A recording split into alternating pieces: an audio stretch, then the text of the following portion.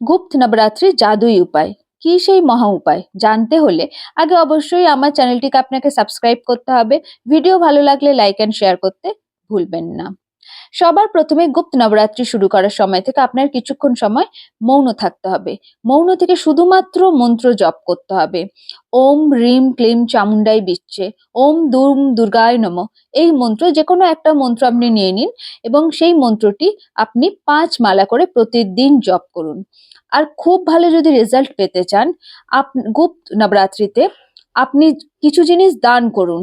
হতে পারে সেটা টিপ, হতে পারে সিঁদুর, হতে পারে আলতা। আপনার পছন্দ অনুযায়ী আপনি গুপ্তভাবে কোনো জিনিস দান করুন। ছোট ছোট মেয়েদেরকে হাতের চুড়ি, কিছু খেলনা, ছোট ছোট লিপস্টিক, নেল পলিশ এইগুলো কিনে দিন। গুপ্ত নবরাত্রিতে আপনি আপনার মনের যত বড় মনস্কামনা হোক না কেন, যদি সিদ্ধি করতে চান, তাহলে প্রতিদিন এই 9 দিন আপনাকে রাত 12টার পর সিদ্ধি কুঞ্জিকা স্তোত্র পাঠ করতে হবে।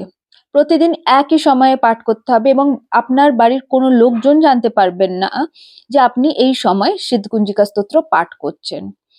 সিদ্ধ কুঞ্জিকা স্তোত্র পাঠ করার সময় আপনাকে আপনার সামনে, মায়ের সামনে একটা ঘিয়ের প্রদীপ জ্বালিয়ে রাখতে হবে। আর দেখুন, আপনি নিজেই বুঝতে পারবেন আসছে নবরাত্রির আগেই আপনার যে কাজ হয়নি এতদিন ধরে, সেই কাজ সম্পূর্ণভাবে পূরণ হয়ে যাবে। কমেন্টে অবশ্যই জয় মা লিখে যাবেন।